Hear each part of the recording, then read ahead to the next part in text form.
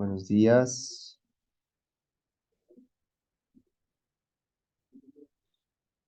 Bueno, bien, ingeniero. Buenos días. ¿Cómo están? Buenos días. ¿Tuvieron clase previa? Porque todavía aún no se conectan sus compañeros.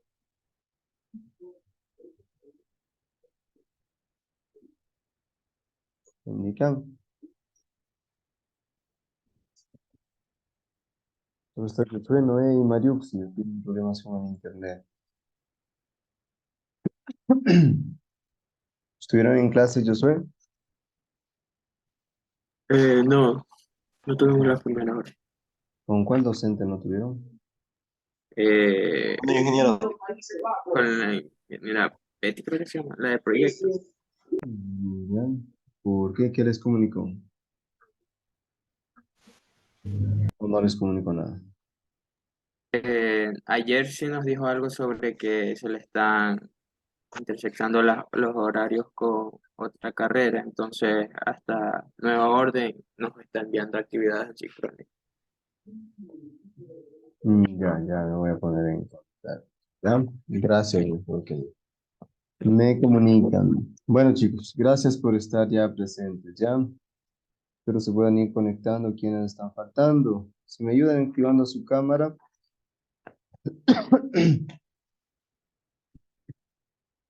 Todos, por favor, ya activar su cámara. Mariuxi, Angie, Orly, Noé. Están faltando algunos compañeros de ustedes. Para ya registrarles la asistencia. Bueno, antes de pasar ya propiamente con el registro de la asistencia, voy a profundizar, a comunicarles sobre las actividades que como institución tenemos programado para la siguiente semana, que es justamente el cuarto Congreso Internacional de Desarrollo Tecnológico e Innovación, ya denominado Desafíos Organizacionales en la Calidad y Productividad para el Desarrollo Sostenible. Como yo ya les había comunicado por el grupo que mantenemos en WhatsApp, haciéndoles la invitación a que por favor puedan participar de este tipo de actividades que lo que se busca justamente es contribuir a su formación académica, su formación profesional y que de una u otra manera este tipo de certificados puedan ustedes tener como un plus para ya luego aplicar alguna oferta o vacante laboral. ¿Ya? Entonces, bueno, breves descripciones de este congreso va a realizarse el día martes y día miércoles de la próxima semana en el auditorio Julio Carchi, esto es en el municipio de Daule, en el tercer piso, ¿no es cierto? No sé si ustedes ya han asistido anteriormente. Bueno, acá está un poco el objetivo del congreso, la descripción, los ejes temáticos en cuál se van a desarrollar, tema de las ponencias, fechas, ¿ya? Y el costo, que por aquí era la parte que de pronto más nos confiere darles a conocer, ¿no? De que era 10, es $10 por estudiante, ¿sí? Entiendo, luego les emitirán el certificado justamente como asistentes si no estoy mal, debe ser de 40 horas, ¿ya? Entonces, la invitación, por favor, para que participen de este tipo de eventos. No quisiera que lo vean de pronto como algo obligatorio, algo que se les esté obligando de una u otra manera, sino más que todo como una oportunidad de ustedes como estudiantes de poder participar de este tipo de eventos. Miren que, ejemplo, en el caso del congreso que anteriormente iban a participar, les iban a cobrar, no sé si era 10 o $15, que bueno, al final se logró conseguir por medio de la máster a vicerrectora de manera gratuita, pero o sea, generalmente este tipo de eventos tienen costos altos, ¿ya? Entonces, la oportunidad que tenemos ahora como institución, incluso de poder generar estos espacios es muy buena. Y lo que buscamos es que justamente ustedes como estudiantes, como los docentes y toda la comunidad educativa, pueda participar de este tipo de eventos. Ya, sí me gustaría mucho de que participen, por así decirlo, todos. Ya, yo de alguna u otra manera igual, este, trataré de compensar o retribuir esa participación de ustedes, al menos en la asignatura de gerencia del transporte. ¿Ya? Ahí estaba el enlace para la matrícula. En este caso, hay dos modalidades, ¿no? La una es de pago por transferencia en el Banco Internacional y la otra es de forma presencial en el instituto, en el CDCARTI. Esto hasta el día lunes, y entiendo también el día martes van a estar en las afueras del auditorio, entiendo en algunas mesas, receptando también estas instrucciones. ¿Sí? Entonces, por favor, traten de hacer los esfuerzos necesarios. Yo sé la condición, la situación de muchos. Sí les pido de que podamos, en, podamos participar, podamos en algo contribuir a estos eventos que nos benefician en realidad a todos. ¿Sí? De pronto alguna inquietud, pregunta respecto a este evento. A ver, activen sus cámaras. Todos quienes apagaron, activen su cámara para saber que están ahí. Sí, ingeniero, para inscribirnos está la página. Sí, no sé si yo les envié el enlace donde están para inscribirse. Lo que pasa es que ahí les va a pedir el certificado o la numeración del comprobante de pago. Entonces, si ejemplo, usted realiza la transferencia, ubica el número de comprobante y la foto del comprobante o el comprobante como tal. Y si no, lo hizo de forma física, de igual manera. Entonces, sí necesitaríamos que esté hecho el pago para que ahí puedan registrarse, si no, no les va a poder permitir. ¿Ya? Eso, chicos, no sé si esa era la pregunta que tenía. Eso es.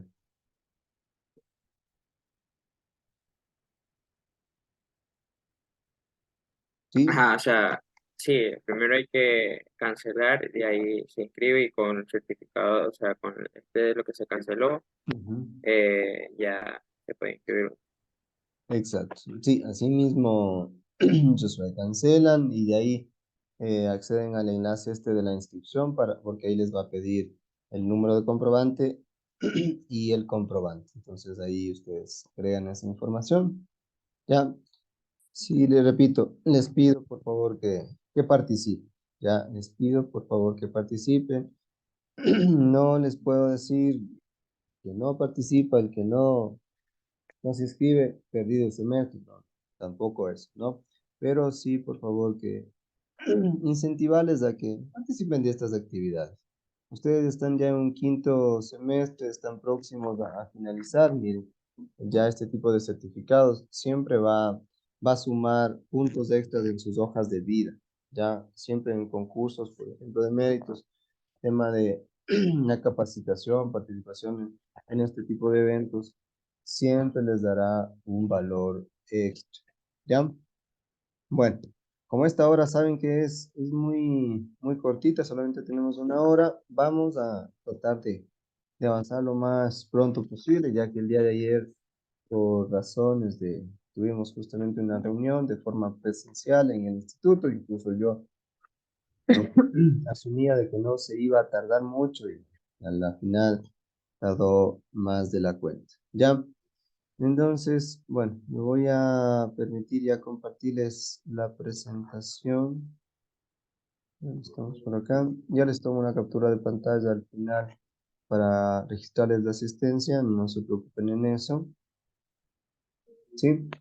Ok, vamos a ver. Habíamos quedado. ¿Quién se recuerda?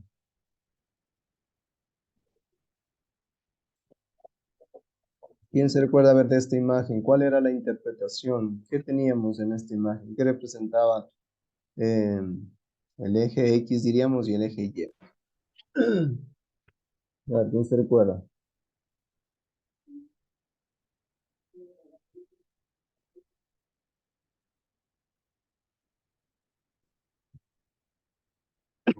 A ver, vamos, les voy nombrando democráticamente, dedocráticamente sería. A ver, ¿qué teníamos ahí en esa imagen? ¿Cuál era la explicación? ¿Cuál era el análisis de esa imagen? ¿Qué pasaba en el eje Podríamos hablar de un eje Y y un eje X. ¿Qué pasaba con los niveles de servicio? ¿Qué pasaba con la velocidad? ¿Qué pasaba con el volumen?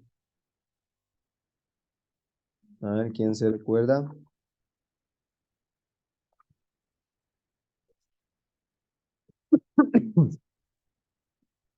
Bien. No. A ver, lección ahorita para todos. No es cierto. A ver, ¿quiénes representan?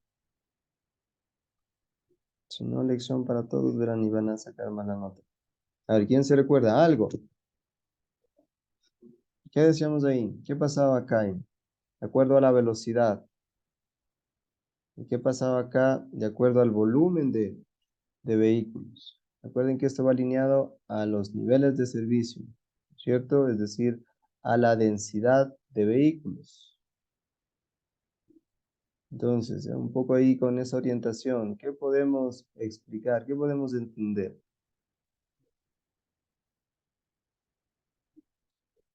Chicos, a ver, necesito esa participación.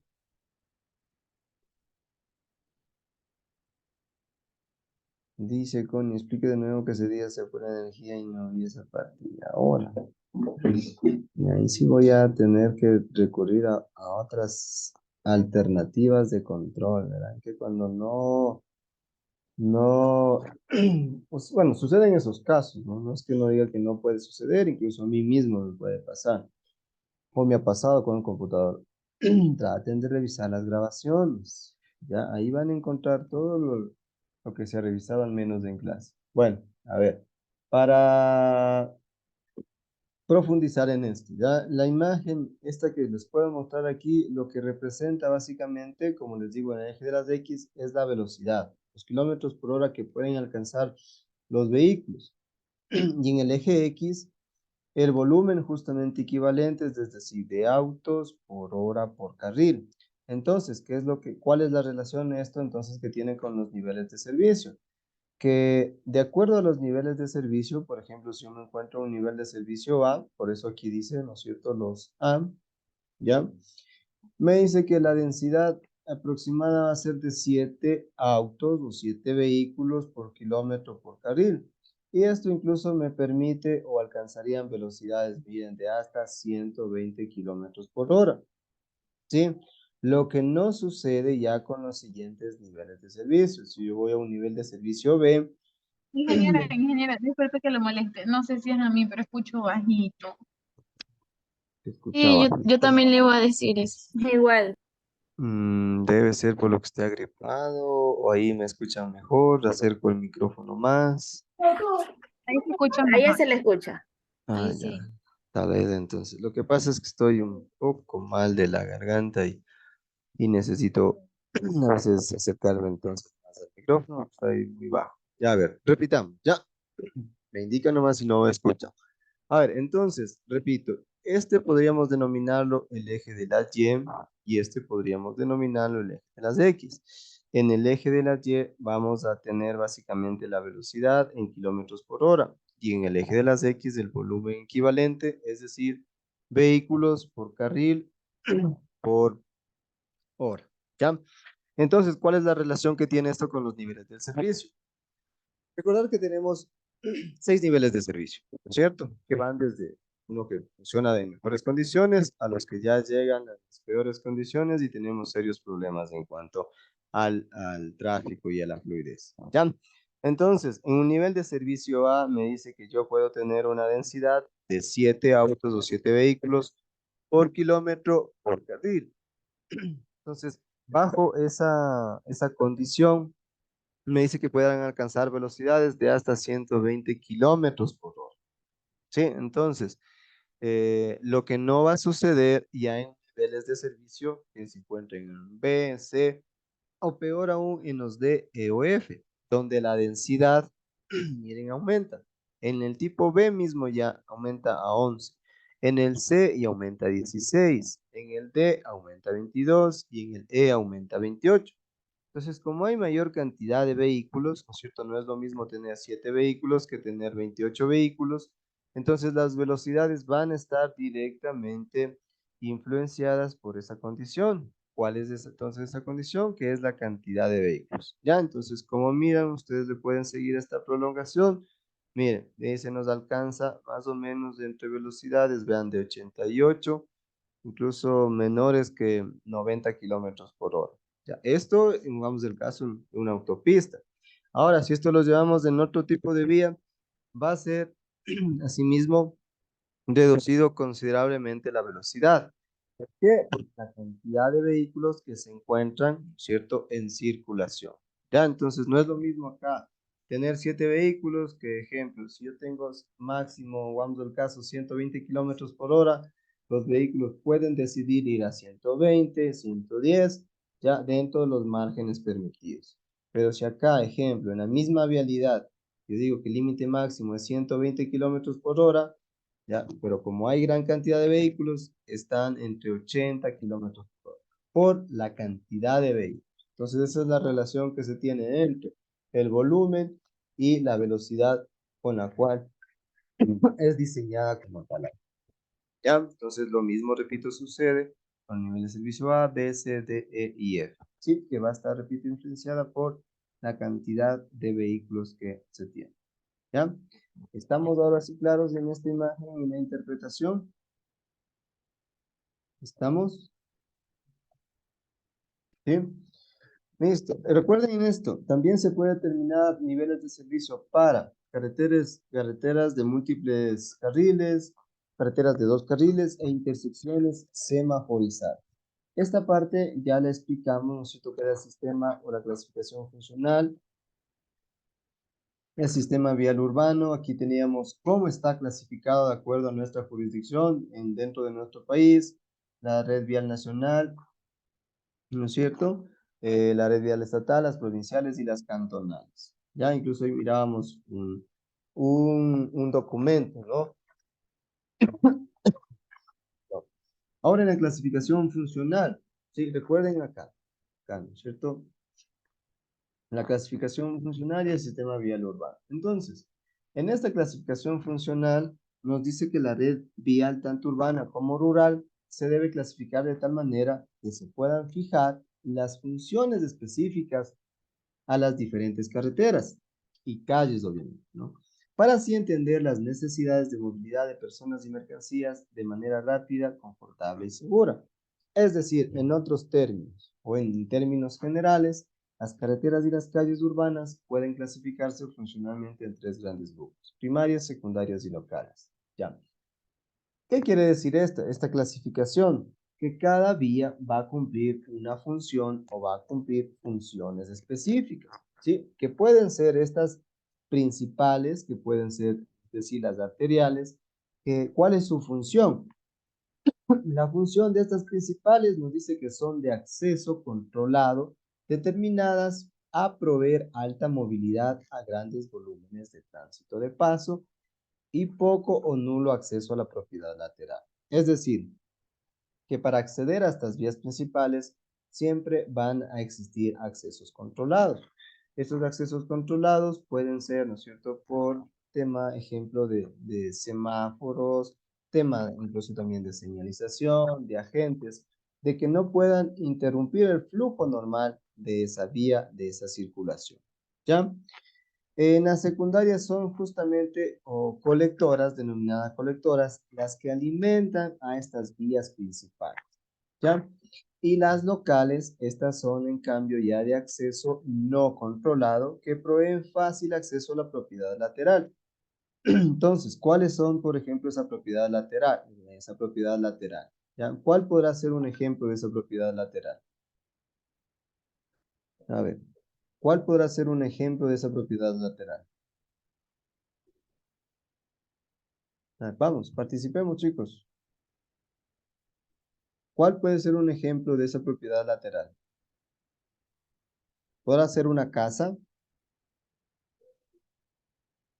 Sí, repito, podrá ser una casa, un condominio o viviendas. ¿Será considerado eso una propiedad lateral?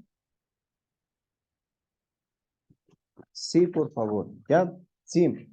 porque justamente son las que ya me permiten, ¿no es cierto?, poder conectarme, en este caso, las locales con las secundarias. Y estas, obviamente, a su vez, van a conectarme con las principales. Por eso dice volúmenes de tránsito menores y raramente utilizadas por el tránsito de paso.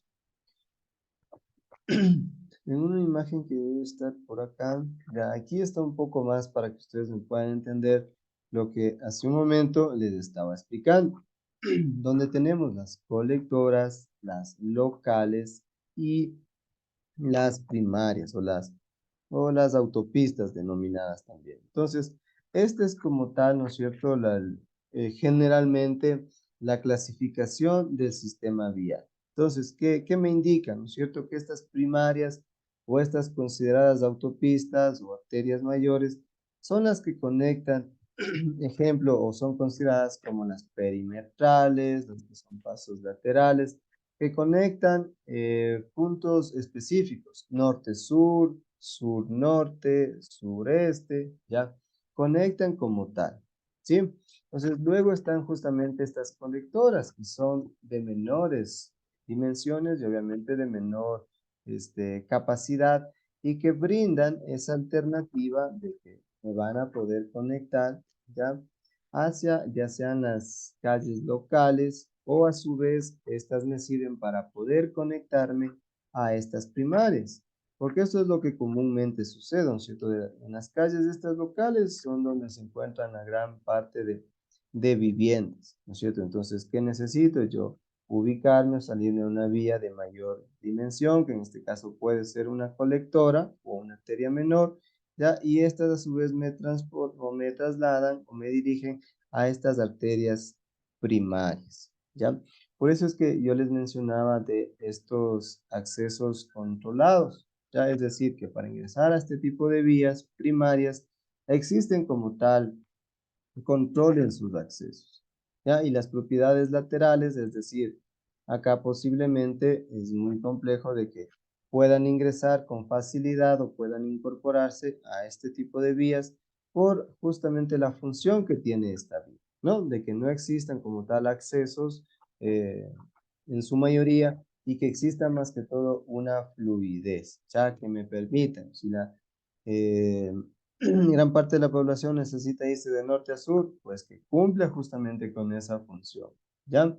Entonces, eso ya tiene que ver, lo repito, con la parte de las funciones como tal, o la clasificación funcional de la vía, es decir, yo la considero una arterial, yo la considero una secundaria, y debe cumplir con esa función como tal, ¿sí?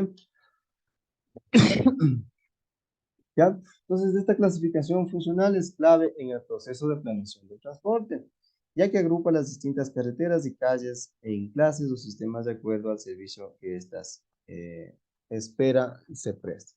Entonces, aquí contribuye a la solución de muchos problemas, mediante la determinación de la importancia relativa de las distintas carreteras y calles, el establecimiento de bases para la asignación de niveles de servicio y las especificaciones del proyecto, estimación de los costos de las mejoras, determinación de las necesidades resultantes, donde, que es posible, asignar responsabilidades para cada clase de camino a nivel gubernamental, es decir, ya de acuerdo en este caso, las competencias que vendría a tener cada municipio o cada entidad de acuerdo a su vía, es decir, que mantenga el tema de conservación, mantenimiento, posiblemente un, eh, una mejora, ya, una repavimentación y otro tipo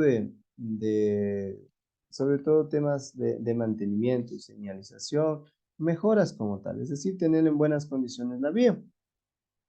Y el agrupar las calles y carreteras que requieren del mismo grado de ingeniería y competencia administrativa, es decir, quienes básicamente tienen la competencia para esa vía y poder brindar ese tipo de mejora como tal y que la vía esté en buenas condiciones, ¿no?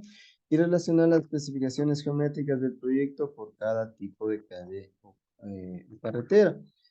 Es decir, ya en el tema de que esta clasificación funcional, yo digo que es primaria, secundaria, terciaria, o colectora, guarde relación con el tema del proyecto o el diseño geométrico, es decir, tanto para los considerados estos accesos, o es decir, cuando se conectan, cuando se conecta una conectora con una secundaria, o a su vez una secundaria con una primaria, es decir, cómo es que existe esa secuencia como tal para poder acceder a una vía de estas características.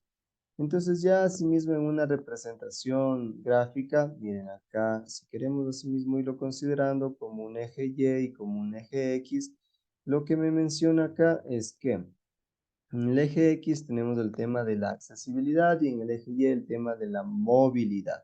Entonces, ¿qué es lo que me indica acá en el tema de movilidad? Me dice que tengo acá las locales, secundarias y principales, y acá las principales, secundarias y locales. Ya, entonces, ¿cómo está influenciado esto? Que en las principales existe mayor movilidad. Ya, existe mayor movilidad, ¿no es cierto? Acá está. Ya, y de cierta manera existe una menor accesibilidad en las principales. Entonces, miren, en cuanto a las principales, mayor movilidad, ya, y menor accesibilidad. ¿Sí? En cuanto a las secundarias, es como que un punto medio. Movilidad intermedio y asimismo accesibilidad intermedia. Y las locales me dice que la movilidad, o sea, no es su fuerte y la accesibilidad es lo que más se considera. O sea, hay más accesos para este tipo de vías y hay menos movilidad. O sea, en temas de movilidad, es decir, velocidades que posiblemente se encuentran superiores a 50, 60 kilómetros por hora.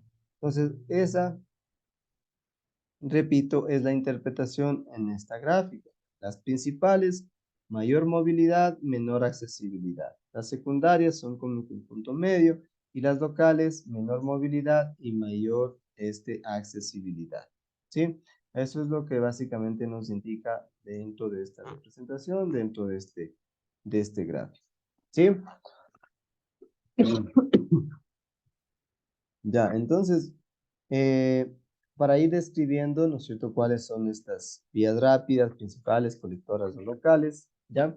Las autopistas o vías rápidas nos dice que estas facilitan el movimiento expedito de grandes volúmenes de tránsito entre áreas o a través, perdón, entre áreas, a través o alrededor de la ciudad o área urbana. Es decir, generalmente que estas van a conectar o su principal función es poder servir como nexo para unir dos puntos como tal neutrales o importantes. Generalmente estos tienen que ver, ejemplo, norte con el sur, el este con el oeste, ya dependiendo de un poco el tema de la composición y el diseño como tal de una ciudad. Pero generalmente sucede eso, ¿no es cierto? De que necesitamos que los que están en el norte van al sur y viceversa, en el sur al norte, tal vez esto en la mañana o en la tarde, indistintamente, ¿ya? Son entonces divididas con control total de sus accesos y sin comunicación directa con las propiedades colindantes. Es decir, como menciona acá, ¿no? El tema del control a los accesos es total, o sea, no es que eh, cada cuadra, por así decirlo, va a existir una intersección para que puedan acceder a este tipo de vía, ¿ya? Va a existir un control total para poder acceder a este tipo de vialidades, ¿ya? En cuanto a las calles entonces principales, estas lo que indican es que permiten el movimiento del tránsito entre áreas o partes de la ciudad, dan el servicio directo a las generadoras principales del tránsito, se conectan con el sistema de autopistas y vías rápidas y con frecuencia son divididas y pueden tener control parcial de sus accesos. Entonces, de cierta manera hay una diferencia, ¿no? Estas primero que permiten un poco el tema del tránsito entre áreas o partes de la ciudad, ¿ya?